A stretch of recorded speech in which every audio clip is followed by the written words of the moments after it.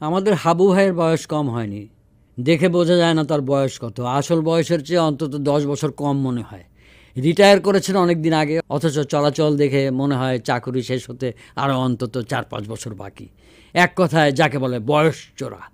এখনও মাথা ভর্তি চুল আর মোটা গোঁফ কি দিয়ে যেন কালো করে রেখেছেন। এমনভাবে রং করেছেন যা মোটেও কৃত্রিম মনে হয় না। চাকুরি জীবনে নিয়মের ফাঁক ফোকর বের করে নিজের আখের গুছিয়ে নিয়েও তিনি তৃপ্ত নন। নানা রকম জাল জালিয়াতি করে গাড়ি বাড়ি সবই করেছেন, তবে এতই সুকৌশলে যে ধরা পড়ার সব পথ বন্ধ। মানে সাক্ষ্য প্রমাণ দিয়ে তাকে কাঠগড়ায় দাঁড় করানো কঠিন। আর কারই বা দায় পড়েছে ওই রকম একটা টাউটকে নিয়ে পড়ে থাকার। সমাজ এখন বড় বেশি রকমের সহিষ্ণু, সহ্য শক্তি বেড়ে গেছে সবার। দুষ্টদের কাছে শিষ্টরা নাচার। অনেক কাল ধরে সবাই জেনে গেছে দুষ্টের দমন শিষ্টের পালন বলে আপ্তবাক্যটি দিন দিন অসাড় হয়ে পড়ছে, যেমন অসাড় হয়ে পড়েছে অনেকের বিবেক বুদ্ধির স্নায়বিক কানেকশন। নিজের নীতিনৈতিকতা যতই স্ট্রং হোক, আশেপাশের মন্দ লোকদেরকে কেউ ঘাঁটাতে চায় না। তবে হাবু ভাই তুলনামূলকভাবে ততটা মন্দ লোক নন, কারণ তার আবার গড়পড়তা সবার ক্ষতি করার মতো শক্তি সামর্থ্য কোনোটাই তেমন নেই। সে কেবলমাত্র নিজের পেশার, নিজের কাছের, নিজের শ্রেণীর এবং নিজের সমগোত্রীয়দের ভালোটা সহ্য করতে পারে না এবং সুকৌশলে ক্ষতি করে থাকে, তাতে তার স্বার্থ থাকুক বা না থাকুক। এসব নিয়ে তার অফিসের কলিগরা কোনোদিন কোনো কথা বলতে পছন্দ করে না। পছন্দ করতো না এই জন্য যে অন্যের দোষ ত্রুটি নিয়ে কথা বলা বা বদনাম করা ভদ্রলোকের কাজ নয়। অন্যের ছিদ্র অন্বেষণ করা যে রীতিমতো অরুচিকর ও গর্হিত কাজ, তা জেনে ও মেনেই ভদ্রলোকেরা সব অসভ্যতা হজম করে যেতেন।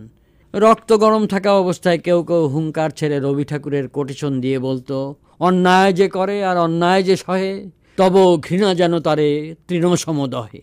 যে অন্যায় করে আর তা দেখে চুপ করে বসে থাকে, আসলে দুই তরফই সমান অপরাধী। তোমার ঘৃণা যেন দুই পক্ষকেই খড় বিচালির মতো পুড়িয়ে ছাই করে দেয়। কিন্তু না, কোনো লাভ নেই। সকল আপ্তবাক্য জমালয়ে ডাস্টবিনে। ব্যবহারের অনুপযোগী না হলে কেউ কিন্তু পুরনো জিনিস ফেলে দেয় না। আজকাল ওসবের বালাই নেই। পুরনো জিনিসের কদর নেই, হোক সেটা ভালো মানের অথবা ঐতিহ্যগতভাবে মূল্যবান। এখন ওয়ান টাইম ইউজের যুগ। ব্যবহার শেষ হলে ফেলে দাও ডাস্টবিনে।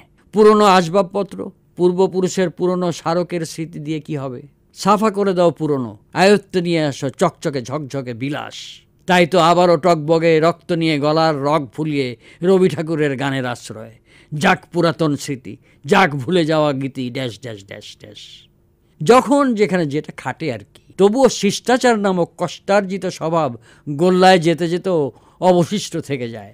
তাই তো সমাজটা টিকে থাকে। সমাজের একদল মুখে যা বলবে নিজে এবং সন্তানদের তা আয়ত্ত করতে দেবে না, আর একদল ধবধবে সাদা মন নিয়ে ভালো মানুষ হতে চাইবে, চড়া মূল্য দিয়ে হলেও।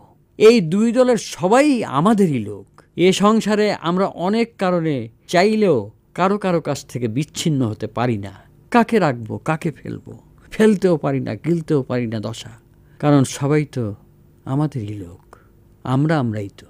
হাবু ভাই প্রসঙ্গটা প্রায় ভুলে যেতে বসেছিলাম। তো হাবু ভাই কোম্পানির টাকা নয়ছয় করেও কর্তা ব্যক্তিদের সুনজরে আছেন আজও।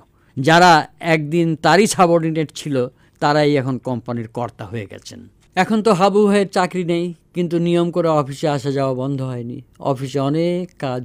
চাকরি শেষ হওয়ার পর থেকে তিনি নিজেই এই অফিসের স্টেশনারি এবং অন্যান্য অ্যাসেসরিজ সাপ্লাইয়ের কাজটা বাগিয়ে নিয়েছেন। টেবিলে টেবিলে বসে একটু চা পানি খান আর ইয়াং জেনারেশনের সামনে নিজেকে তুলে ধরেন এক কর্মবীর হিসেবে। নিজে যে সর্বঘটে কাঠালি কলা, মানে সব কাজে বিশারদ, সেই সব গল্প বলেন বানিয়ে বানিয়ে। তাতে দোষের কিছু নেই। সেসব গল্পে কারো লাভ বা ক্ষতি কিছুই হয় না। অনেক সময় উপযাচক হয়ে অনেকের কাজ নিজেই করে দেন, বিনিময়ে চা বিস্কিট। অনেকে তার উপস্থিতিতে বিরক্ত হলেও কিছু বলেন না পুরনো কর্মী হিসেবে। এইভাবে চলছিল ভালোই। কিন্তু হাবু ভাই যে এ বয়সে এমন একটা কুকর্ম করে বসবেন, তা ঘুণাক্ষরেও কেউ টের পায়নি। হাবু ভাইয়ের সুহৃদ বন্ধু, যে কিনা তাকে সুদূর পাড়াগা থেকে শহরে এনে খাইয়ে পরিয়ে নিজের বিছানায় ঘুমোতে দিয়ে এই কোম্পানির চাকরিটার ব্যবস্থা করে দিয়েছিল, সেই সুহৃদ বন্ধুর সন্তানের সাথে ঘাপলা করে বসলেন। বন্ধুপুত্র ওই কোম্পানিরই একটির ব্রাঞ্চ ম্যানেজার। সবাই জানতো হাবু ভাইয়ের আপন ভাতিজা। কাজেই অফিস আর অফিসের ক্লায়েন্টদের কাছে তার আলগা খাতির। শেষ বয়সে এসে পূর্ব পরিচিত বিভিন্ন ক্লায়েন্টের কাছ থেকে বেশি মুনাফার আশা জাগিয়ে জাল ভাউচার দেখিয়ে লক্ষ লক্ষ টাকার মালামাল উঠে নিলেন। লোভী ক্লায়েন্টরাও বেশি লাভের আশায় আর হাবু ভাইয়ের ভালোবাসায় পড়ে ট্রাক ভরে ভরে মাল দিয়ে দিলেন। আগে থেকে ঠিক করে রাখা চোরাপথে হাবু ভাই সেসব মাল বিক্রি করে দিলেন। আবার সেসব মালের আসল ভাউচার সাবমিট করে অফিস থেকে চেক নিয়ে উধাও হয়ে গেলেন। ব্যাস, পুলিশ এসে ধরল ব্রাঞ্চ ম্যানেজারকে। হাবড়া হাবু ভাই কি তখন সকলের ধরাছোঁয়ার বাইরে চলে গেলেন?